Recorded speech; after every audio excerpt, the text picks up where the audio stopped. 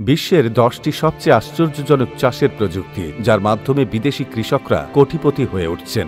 10 mulching প্রযুক্তি। এটি একটি নতুন কৃষি পদ্ধতি যেখানে মাটিকে কিছু দিয়ে ঢেকে রাখা হয় যাতে মাটির আর্দ্রতা বজায় থাকে, আগাছা কমে এবং মাটির উর্বরতা বাড়ে। মালচিং দুই ধরনের হয়, জৈবিক এবং অজৈবিক। জৈবিক মালচিংয়ে পাতা, ঘাস এবং কাঠের ছাল ব্যবহার করা হয়, অন্যদিকে অজৈবিক মালচিংয়ে প্লাস্টিকের শিট ব্যবহার করা হয়। এটি বিশেষ করে সেই সব অঞ্চলে খুব উপকারী যেখানে বৃষ্টিপাত কম হয় বা মাটি দ্রুত শুকিয়ে যায়। 9 এখন চাষ কেবলমাত্র ট্রাক্টর বা লাঙ্গলের মধ্যে সীমাবদ্ধ নয়, এখন ড্রোনের প্রবেশ ঘটেছে। ড্রোন ফার্মিং টেকনোলজির মাধ্যমে কৃষকরা তাদের ফসলের স্বাস্থ্য এবং বৃদ্ধির সম্পূর্ণ তথ্য পেয়ে যান। ড্রোনের সাহায্যে বীজ বপন, কীটনাশক ছড়ানো এবং জল ছিটানোর কাজও সহজেই করা যাচ্ছে। আমেরিকা, চীন এবং ভারতেও এখন ড্রোন ফার্মিং দ্রুত জনপ্রিয় হচ্ছে। 8 যখন জমি চাষের জন্য কম পড়ে যায় তখন ভার্টিক্যাল ফার্মিং এর মাধ্যমে সমাধান বের করা হয়েছে। এই প্রযুক্তিতে ফসল মাটিতে নয়, একের উপর আরেক লেয়ারে চাষ করা হয় যাতে কম জায়গায় বেশি উৎপাদন সম্ভব হয়। বিশেষ করে শহরগুলোতে যেখানে জমি খুবই দামি, সেখানে এই প্রযুক্তি অত্যন্ত কার্যকর।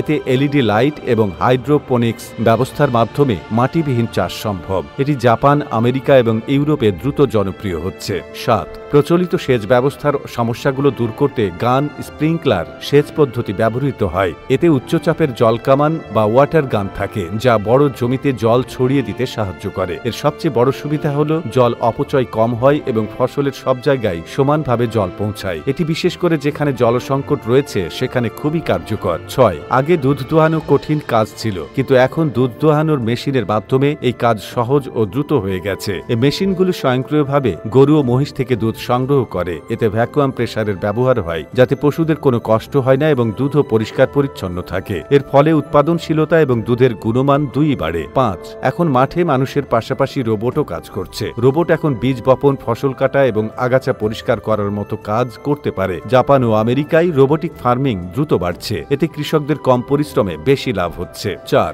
এখন প্রচলিত গ্রিন হাউসের থেকেও উন্নত স্মার্ট গ্রিন হাউস প্রযুক্তি এসেছে। এতে সেন্সর ও কন্ট্রোল সিস্টেম থাকে যা তাপমাত্রা, আর্দ্রতা ও কার্বন ডাই অক্সাইডের মাত্রা স্বয়ংক্রিয়ভাবে নিয়ন্ত্রণ করে। এর ফলে ফসলের বৃদ্ধি ভালো হয় এবং উৎপাদনও বেশি হয়। 3 এখন চাষ কেবল জমিতেই নয়, জলেও হচ্ছে। ফ্লোটিং ফিশ ফার্ম একটি নতুন প্রযুক্তি যেখানে পানির উপর ভেসে থাকা প্ল্যাটফর্মে মাছ চাষ করা হয়। এটি উপকূলীয় অঞ্চলের জন্য বিশেষ উপযোগী যেখানে জমির অভাব রয়েছে। এতে হাইটেক প্রযুক্তি এবং কৃত্রিম বুদ্ধিমত্তা এআই এর সাহায্যে পানির মান, তাপমাত্রা এবং অক্সিজেন মাত্রা পর্যবেক্ষণ করা হয় যাতে মাছের ভালো বৃদ্ধি হয়। 2 এখন আর কৃষকদের সেচের জন্য বিদ্যুৎ বা ডিজেল পাম্পের প্রয়োজন নেই, কারণ এসেছে সৌরচালিত সেচ ব্যবস্থা। এতে সৌর প্যানেলের সাহায্যে মাটির পাম্প চালানো হয়, ফলে কৃষকদের বিদ্যুৎ ও ডিজেল খরচ বাঁচে। বিশেষ করে ভারত ও আফ্রিকার অনেক দেশে এই প্রযুক্তি কৃষকদের জন্য গেম চেঞ্জার প্রমাণিত হচ্ছে।